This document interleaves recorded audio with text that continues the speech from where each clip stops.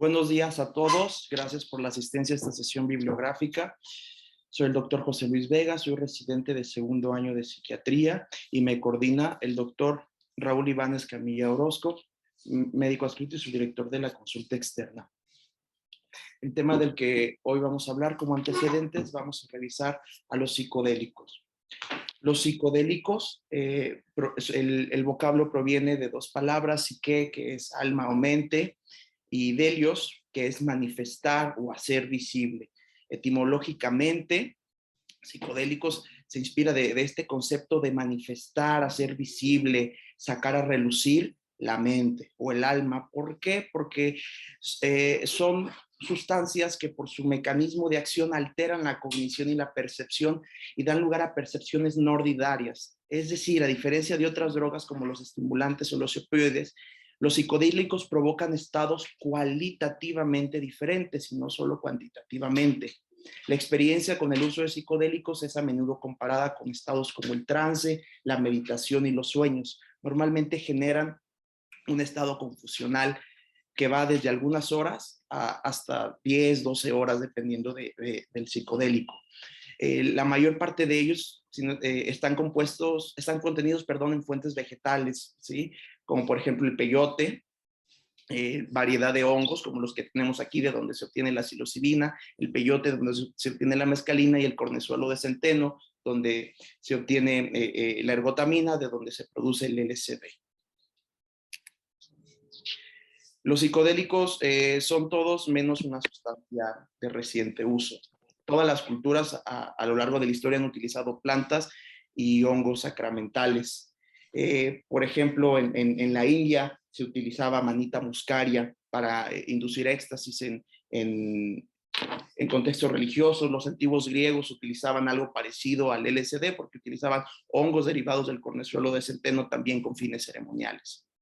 En México, por ejemplo, la evidencia arqueológica sugiere que el uso de psicodélicos se remonta al menos a 5,000 años. Aquí podemos observar la imagen de una estatuilla mesoamericana donde se ve un indígena y sobresale sobre su cabeza la forma de un hongo.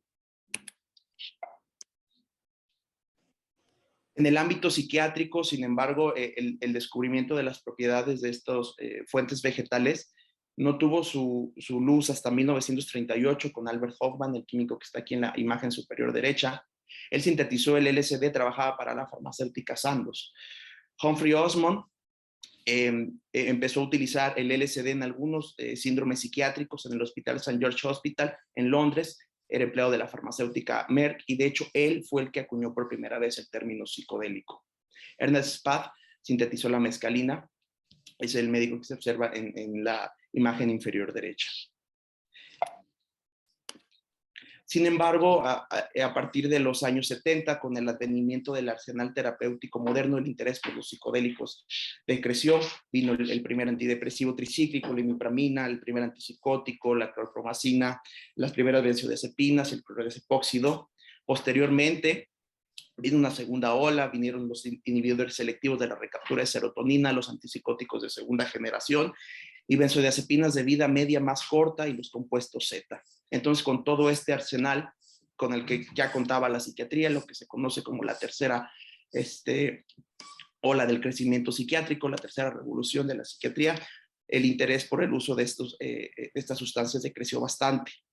Sin embargo, en la última década ha venido un resurgimiento en la investigación de los psicodélicos, quizá porque de alguna manera muchos líderes de opinión consideran que en el campo de la psiquiatría estamos un poquito estancados en cuanto a novedad de farmacoterapia. Por ejemplo, en el 2011, AstraZeneca y GlaxoSmithKline anunciaron que terminarían por el momento la búsqueda de nuevos medicamentos psiquiátricos a la luz de las perspectivas sombrías de descubrimientos importantes. Este resurgimiento se inspira también en dos artículos poderosos del doctor Griffiths y del doctor Carhart. El doctor Griffiths es el de la imagen superior y el doctor Carhart de la imagen inferior. El doctor Griffiths comprobó que una unidosis alta, 25 miligramos, producía cambios positivos en el ánimo y bienestar de personas sin depresión. Carhart realizó una serie de estudios de neuroimagen en voluntarios sanos que revelaron que la psilocibina producía alteraciones profundas y significativas en la red de modo predeterminado, que vamos a revisar brevemente en unos momentos. Si nosotros hacemos una búsqueda en PubMed, nos vamos a encontrar que si insertamos psicodélicos en el buscador, obtenemos casi 30,000 resultados. Si insertamos ISRS, obtenemos casi 50,000 resultados. Es decir, en este momento en la literatura hay un poco más del 60% de información de psicodélicos en comparación con los antidepresivos de primera línea. Si buscamos psilocibina y buscamos escitalopram, tenemos una tendencia similar. De hecho, pueden notar que al buscar escitalopram en PubMed, el primer artículo que te sale es un ensayo de psilocibina versus escitalopram para la depresión. Si buscamos en Clinical Trials, hay 96 estudios actualmente cursando para la psilocibina y hay casi 400 estudios actualmente cursando con el término psicodélico. Es decir, hay bastante interés actualmente por el uso de estas sustancias. Algunas editoriales de divulgación psiquiátrica: Will the Magic of Psychedelics Transform Psychiatry, Back to the Future, Psychedelic Drugs in Psychiatry, todas estas son de reciente publicación. Es decir, el interés psicodélico está en boga. Vamos a hablar particularmente de la sustancia que atañe a nuestro artículo, que es la psilocibina.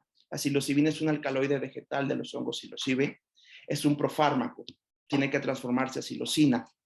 La psilocina es un agonista del receptor 5-HT2A, del que se supone que son sus efectos terapéuticos. Sin duda, el receptor no explica todos los efectos añadidos de las alteraciones sensoperceptuales y confusas que se presentan. A diferencia del LSD, por ejemplo, tiene un efecto psicodélico breve, apenas de 4 a 6 horas. El LSD tiene efectos psicodélicos que van más allá de 12 horas. Estamos hablando de sus efectos agudos, no terapéuticos. La psilocibina se ha estudiado particularmente en la depresión, tiene muchas ramificaciones, tiene muchas situaciones, condiciones donde está estudiando. Por cuestiones de tiempo no podemos mencionar muchas de ellas. Sin embargo, sí hay bastante información en la depresión, que como sabemos es una condición altamente prevalente. Sin embargo, incluso los mejores antidepresivos muestran una eficacia modesta, efectos secundarios no despreciables, problemas con interrupción, altas tasas de recaída. Todo esto destaca la necesidad de buscar tratamientos nuevos y mejorados. Los hallazgos que mencioné de los doctores Griffith y Carhart sugirieron la posibilidad de utilizar este alcaloide para tratar la depresión y con ellos iniciaron el lanzamiento de estudios en el Reino Unido. En esta tabla resumo brevemente los ensayos más significativos que ha habido con psilocibina en trastornos del espectro depresivo. Como les mencioné, hay investigación para síndromes ansiosos, hay investigación para adicciones, tabaco, alcoholismo, para trastorno obsesivo compulsivo, para trastornos alimentarios. Sin embargo, por motivos de tiempo y en aras de no salirnos de este tiempo, nada más vamos a ver los del espectro de la depresión, que va desde reacciones adaptativas del polo depresivo hasta depresión resistente al tratamiento. En cuanto a reacciones adaptativas, hay un ensayo clínico aleatorizado con 51 pacientes con cáncer y depresión y ansiedad. Se utilizaron dosis altas, 22 a 30 miligramos de psilocibina por cada 70 kilogramos de peso, y se demostró una mejoría en la depresión y la ansiedad, aumento en la calidad y el sentido de la vida, optimismo y reducción de la ansiedad hasta la muerte. Estos pacientes tenían cáncer en etapa terminal. En depresión no complicada, hay un ensayo de 27 pacientes con TDM moderado a grave. Un grupo estuvo en la lista de espera, otro grupo recibió de 20 a 30 miligramos por cada 70 kilos más psicoterapia de apoyo. Este ensayo, lo importante es que demostró efectos antidepresivos rápidos que inician de media a 1 hora después de la administración de psilocibina y perduran en el tiempo hasta 12 meses después de que se siguió este grupo de pacientes. En depresión resistente al tratamiento hay un ensayo abierto, 12 pacientes con DRT moderada grave. Se le dieron 2 dosis de 10 y 25 miligramos de psilocibina con 1 semana de diferencia. En 1 semana ya había una reducción en la escala clinimétrica KITS de 11.8 y a 3 meses había una reducción de -9 puntos. Había disminución también en la ansiedad y la anedonia. Interesante también un estudio retrospectivo en cuanto a la suicidalidad, con 190,000 encuestados en una encuesta nacional de Estados Unidos, donde se sugirió que el uso de psilocibina durante toda la vida puede ser protector con respecto a la angustia psicológica y las tendencias suicidas. Vamos a hablar brevemente de las redes encefálicas funcionales que atañen a la investigación, al tema de investigación que se presenta hoy. La red de modo predeterminado, quizá la mejor manera de explicarla es, por ejemplo, cuando vamos caminando o vamos en el transporte público o incluso vamos en el volante y dejamos de dirigir toda nuestra atención al objetivo al que vamos dirigido. Y funcionamos prácticamente por default. En la red de modo, es aquí en estos momentos cuando la red de modo predeterminado entra en acción, en estados de reposo. Y hacemos todas las cosas y no tenemos mucho recordatorio de qué fue lo que estuvimos haciendo, pero estuvimos funcionando. Y en ese momento, nuestra atención, nuestra conciencia no estaba dirigida hacia el exterior, sino hacia nosotros mismos. Estábamos distraídos, por así decirlo, porque estábamos viviendo nuestra vida mental. La red de modo predeterminado es un grupo de áreas caracterizadas colectivamente por funciones de naturaleza autorreferencial, es decir, del yo, del self. Como les mencioné, tiene mayor actividad durante estados de reposo cuando la actividad mental es interna o autodirigida. Se teoriza que las dificultades en la modulación dinámica de esta red de modo predeterminado subyacen al exceso de autoenfoque y rumiación de los pacientes con depresión, cuyas ideas de minusvalía sobrevaloradas, que incluso pueden llegar a constituir verdaderos fenómenos delirantes, invaden o están de manera constante en su psique. Las neuroimágenes confirman la asociación entre la rumia y la activación de esta red, lo que implica específicamente regiones centrales y el subsistema de la corteza prefrontal medial. En resumen, en el trastorno depresivo mayor, esta red está hiperconectada. Otra traducción, la red de modo predeterminado es la traducción literal, no hay mucha información en español, pero otra traducción es red neuronal por defecto, por si lo llegan a encontrar en la literatura de una diferente manera. Otras dos redes que vamos a mencionar brevemente son el circuito de prominencia o de saliencia afectiva y el circuito de control cognitivo frontotemporal. El circuito de prominencia afectiva utiliza nodos en la corteza insular, nos alerta de lo que es importante y dónde debemos enfocar nuestra atención. Si una persona se siente temerosa, la red de prominencia afectiva sale buscando amenazas que puedan ponerlo en peligro. En el TDM se observa una mayor conectividad, una mayor activación de las áreas amigdalinas, la corteza cingulada y la ínsula. Esto provoca en los pacientes con depresión probablemente mayor prominencia de la información negativa y los pensamientos autodirigidos. La red de control cognitivo monitorea lo que sucede a nuestro alrededor, gestiona las partes emocionales del cerebro, dirige nuestra atención y es crucial en la toma de decisiones. Se piensa que en el trastorno depresivo mayor hay una hipoconectividad frontotemporal y esto subyace los déficits en la atención dirigida a objetivos, así como evaluaciones cognitivas inapropiadas de los eventos negativos. Con todos estos antecedentes vamos a hablar entonces del artículo que nos compete. La traducción al español es aumento en la integración global en el cerebro después de la terapia con psilocibina para la depresión. La justificación de esta investigación es que una red cerebral intrínseca jerárquicamente supraordinada, es decir, la red de modo predeterminado, está asociada con la introspección y el pensamiento autorreferencial. Estas funciones, como platicamos, a menudo son hiperactivas en la depresión y varios estudios han relacionado el involucro excesivo de esta red neuronal por defecto con la sintomatología depresiva.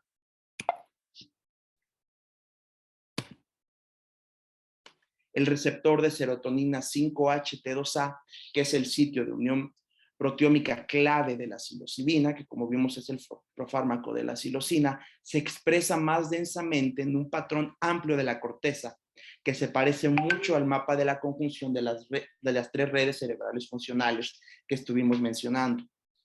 Un modelo el teórico propone que la acción terapéutica de la psilocibina causa una desregulación inducida por el receptor serotoninérgico 5-HT2A de la actividad neuronal espontánea a nivel de esta población de células y esto provoca una desintegración temporal de las redes funcionales intrínsecas. Es decir, es más o menos como si la activación de este receptor específico por la psilocina provocara un reinicio similar a como si reiniciáramos, forzáramos la salida del sistema operativo de una computadora, como si forzáramos el apagado del celular cuando están ciclados o trabados.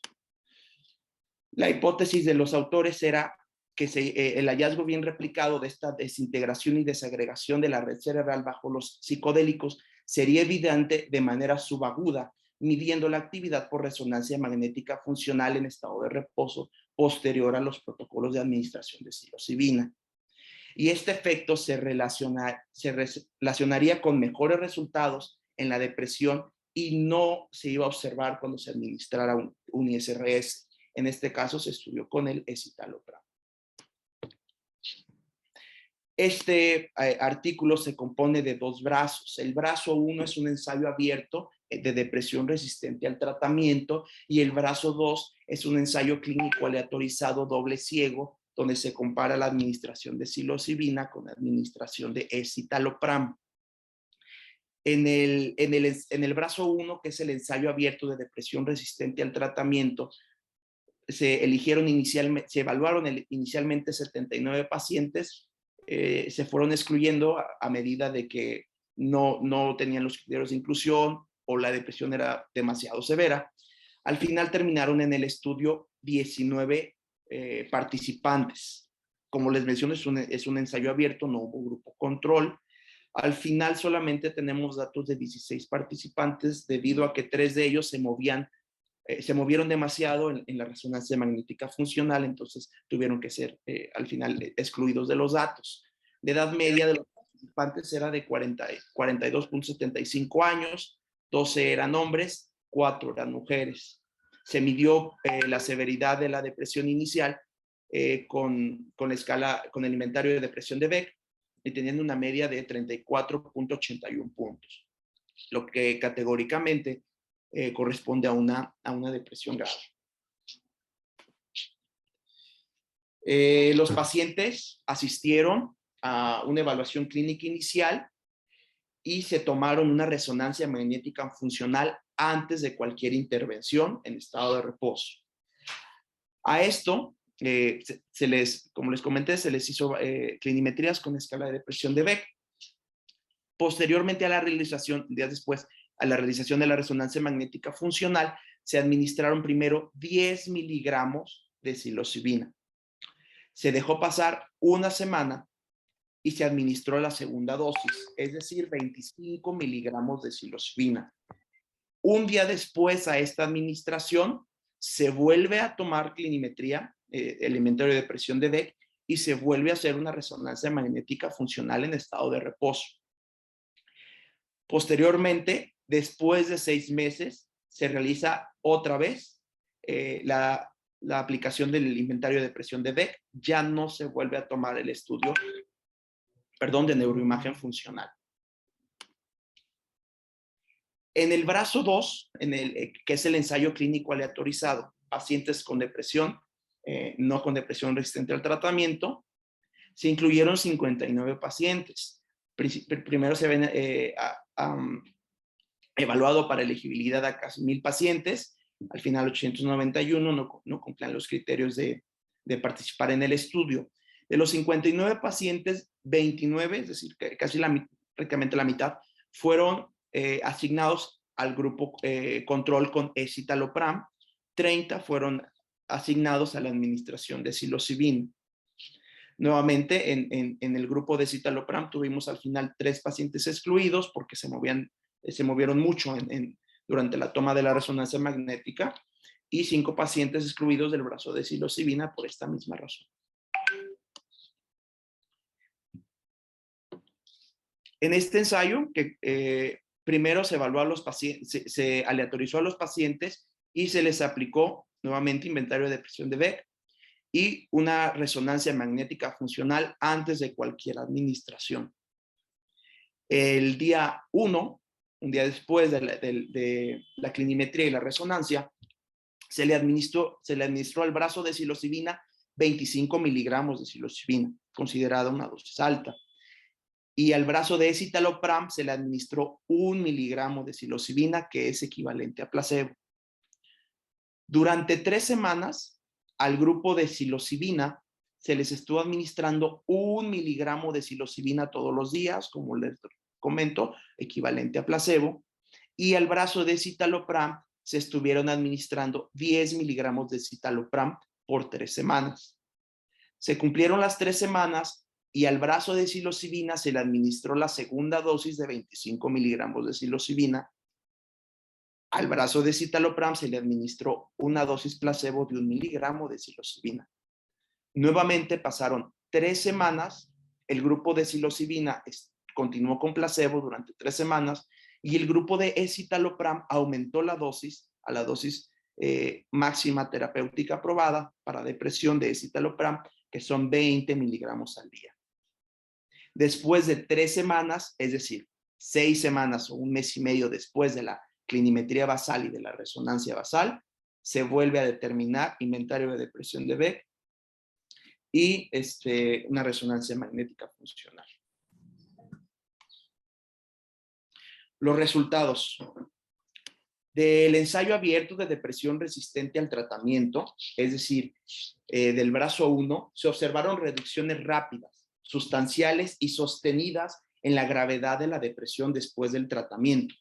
En comparación con el valor inicial, por ejemplo, vemos el valor inicial de 37 en el inventario de depresión de Beck. En la semana hubo una reducción, casi dos terceras partes de la puntuación basal, con una media de 11, 12 en el inventario de depresión de Beck. Se pierde levemente esta mejorías en las puntuaciones en el transcurso de 3 y 6 meses, pero continúa siendo bastante significativa. Aún a 6 meses después, había una disminución media en el inventario de depresión de Beck de 14.19 puntos. En cuanto a la modularidad de la red cerebral, hubo una disminución observada un día después de la terapia con psilocibina. Recordemos que en este ensayo abierto no se volvió a medir resonancia magnética funcional al final de la valoración a los 6 meses. Las líneas punteadas corresponden a la media, ¿sí? Y las del área gris corresponden al pretratamiento y las del área rosa corresponden al post-tratamiento. Se presumía que la disminución de la modularidad de la red cerebral se relacionaría con mejorías sostenidas en la gravedad de la depresión que siguen a la terapia con psilocibina. Efectivamente, así fue. Esta disminución en la modularidad, vamos a llamarle reseteo, sí predice mejores resultados clínicos. Se hicieron correlaciones de Pearson entre la modularidad cerebral posterior al tratamiento y las puntuaciones del inventario de depresión de Beck. Y efectivamente, este hallazgo de neuroimagen funcional predice la mejoría clínica sostenida.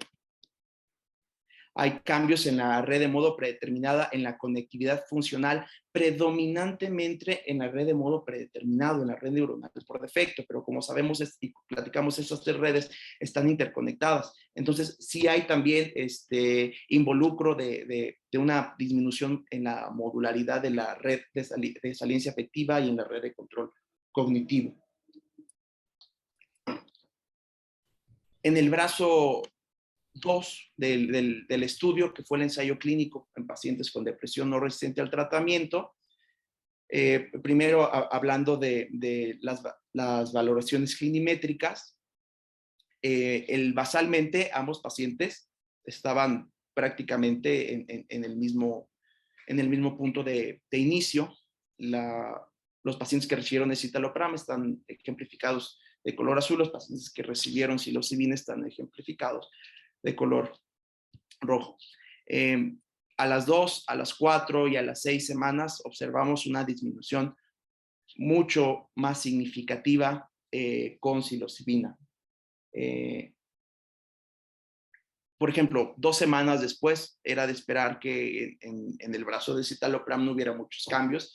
Estaba todavía en una ventana terapéutica temprana para observar mejoría, pero a las 4 y a las 6 semanas se esperaría que yo hubiera una respuesta más significativa y mantenida en el escitalopram. Así lo fue. La respuesta antidepresiva sí fue evidente, pero no se compara. O sea, es mucho más significativa en el grupo de la psilocibina a las 2, a las 4 y a las 6 semanas. Esto indica o sugiere una eficacia superior en la terapia con psilocibina frente a este ISRS particular, el escitalopram. En cuanto a la neuroimagen funcional, podemos observar disminuciones significativas en la modularidad de la red cerebral en el pre y en el posttratamiento. Recordemos que la resonancia magnética funcional fue tomada hasta 6 semanas después, un mes y medio después de la primera dosis o 3 semanas después de la segunda dosis de psilocibina.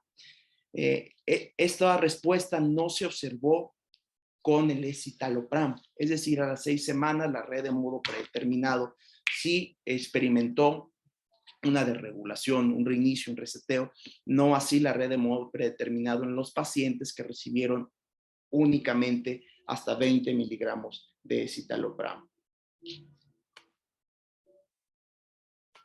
A manera de conclusiones, en los 2 ensayos se observó una disminución en la modularidad cerebral y esta disminución en las redes funcionales se correlacionó con mejoras en la sintomatología depresiva.